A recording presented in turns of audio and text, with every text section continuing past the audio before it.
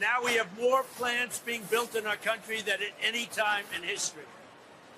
Nobody's ever seen anything like it. And it's the election, November 5th, and it's other things, but it's also, I think, maybe the biggest part, the election, because I'm the tariff person.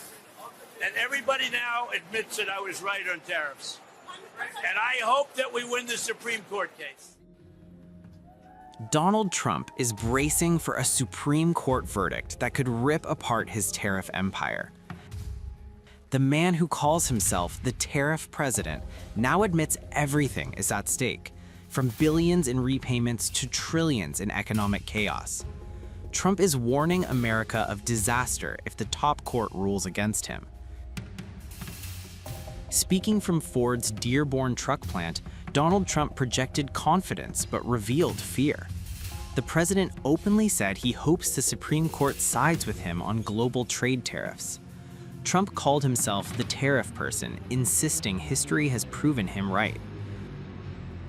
He claimed tariffs have forced companies to build plants inside the United States, and American manufacturing is booming in ways never seen before. He described the moment as an honor while tying economic revival directly to his policy. They're building more plants in the United States because of tariffs. And Jim said, and Bill very strongly confirmed, they've never seen anything like it. In all of the years that they've been in business, they've never seen what's happening now like it. So it's a great honor. But so this plant, you might talk about it. This plant goes 24 hours around the clock. Before, it used to go 3 hours around the clock. And all of the U.S. automakers now are doing great. And before, they were having a really hard time. You couldn't, the environmentalists would not have let them survive. I don't even think about USMCA. I mean, you know, I want to see Canada and Mexico do well, but the problem is we don't need their product. You know, we don't need cars made in Canada. We don't need cars made in Mexico. We want to make them here. And that's what's happening. Everybody's moving here. From Canada, they're coming here. From Mexico, from Japan, from Germany, from all over the world, they're coming here. They're opening up their plants. Bill is lucky because he's had a lot here, but when he doesn't have it here, he's moving here. They're doing big expansions for it. But they're all doing great. The car industry is exciting, and to be honest with you, Bill, every industry is exciting. Everybody said that the cars are dead in the United States. If you go back 4 years ago into the middle of the Biden administration, everybody was closing up their plants. Now we have more plants being built in our country than at any time in history. Nobody's ever seen anything like it. And it's the election, November 5th, and it's other things, but it's also, I think, maybe the biggest part, the election, because I'm the tariff person. And everybody now admits that I was right on tariffs. And I hope that we win the Supreme Court case. We have a bad Fed chairman. He's bad in a lot of different ways, but he's bad because his interest rates were too high. And today we had a great inflation report. And today we had a really great growth report. So we have great growth and low inflation. And we're doing very well. I don't know. With this guy, you don't know. He's got some problems. But what he also did, he's renovating a small building. It's the most expensive construction job in history, and it's only a renovation. I could have done that job for $25 million. They're spending billions and billions of dollars. He either doesn't know what he's doing, or it's worse than that. And you know what I mean by what. So hopefully he'll be out of there soon. President Donald Trump boasted on Truth Social about the booming U.S. economy under his leadership, highlighting unprecedented growth and investment.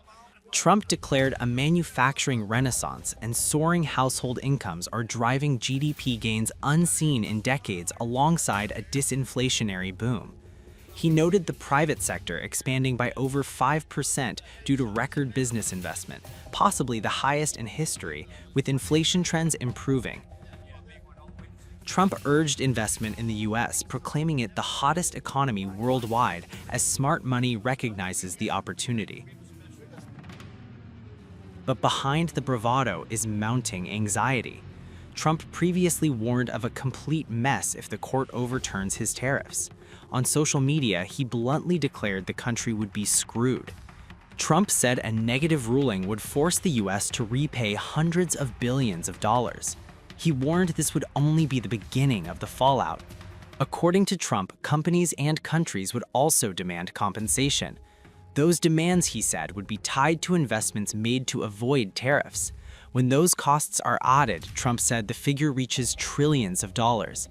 He described such a scenario as almost impossible for the nation to survive. The Supreme Court decision could arrive as early as Wednesday. The case has been delayed once already. 12 U.S. states and multiple small businesses are challenging the tariffs. They argue the levies exceed presidential authority and violate trade law. As the legal clock ticks down, Trump is escalating the rhetoric. He's portraying the ruling as a choice between economic strength and collapse. At the same time, Trump is aggressively selling optimism on the economy. He praised growth figures and defended his record on jobs. He also renewed attacks on the Federal Reserve chair. Trump accused the Fed of undermining confidence. Right now, I'm feeling pretty good, though, I will say. Oh, you're so lucky to be here. Under our administration, growth is exploding, productivity is soaring, investment is booming, incomes are rising, inflation is defeated, America is respected again like never before, and other than that, we're not doing that well. And now, after less than 12 months in office, this is the easiest speech to make. I have great people, and all I'm doing is spewing off what the hell we've done. Even Venezuela wasn't too bad, was it, huh? Today, if you announce great numbers, they raise interest rates to try and kill it. So you can never really have the kind of rally you should have. What happens and what we want, we're going to have a lot of great months, a lot of great quarters. I want the market to go up. You announce unbelievable numbers and the market goes down because they know you're going to do everything possible. In the Fed, we have a real stiff in the Fed, but that's for another day. But they raise rates. So everyone says, oh, they announced great numbers, it's great, great, great. And the market goes down because they immediately raise rates. No, when the market goes up, they should lower rates. Our growth potential is unlimited and could be much higher if we went back to sanity. We're not doing it anymore. We're talking about the head of the Fed, and I want somebody that when the market is doing great, interest rates can go down because our country becomes stronger. See, you view it differently. Our country becomes stronger, and therefore interest rates should go down, not up. They kill every rally.